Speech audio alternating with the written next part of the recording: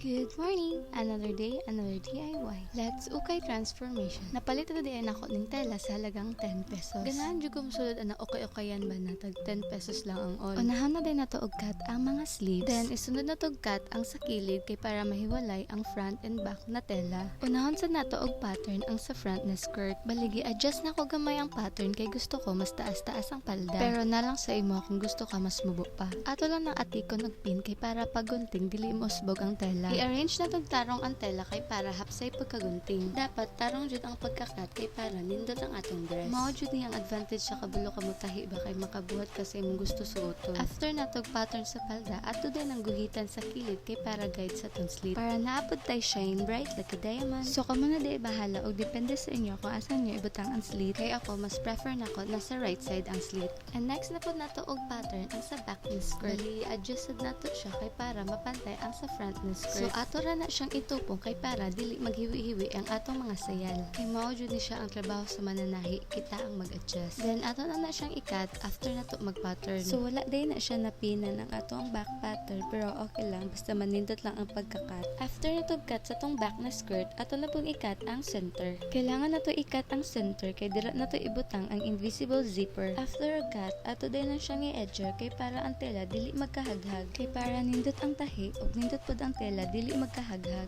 And next na po na to og pattern ang sa front na top. Medyo na short na sa tela para sa tong top pero sige lang ato gyapon na siya pangitanog paraan. Ato lang na siyang hinay-hinayan og with love na pagkagunting. Kay kailangan jud nato siya ninduton og pagkakat kay nadiya ang center of attraction sa atong top na pattern. Sa paggunting sa ato ang top na pattern, medyo nahiwi siya pero kailangan na pud nato siya i-straight. And next na nato buhaton ang para sa strap. Bali ato lang diya gamiton ang mga salin-salin na tela. Kailangan lang nato na siya isumpay-sumpay kay need nato ang taas na strap. Then isunod na sad nato og tahi ang atong top na pattern. Then i-apil na pud nato og tahi ang atong strap. Double lang nato og tahi ang strap kay para di matanggal. Bali nahuman na nato og tahi ang top og skirt na front. Kamo na sad bahala kung unsa kataas na slit ang inyong gusto. And then sew it together. Before di ay ta magtahi, need nato siya butangan og pin kay para ma-straight og nindot pagkatahi. After og tahi, ato na daya siyang i-edger kay para ang tela dili magkahaghag. Nahugman na po nato butang ang sa back na palda. Natahi na sad nato ang suksukanan sa strap. Then diha na pod nato i-attach ang invisible zipper.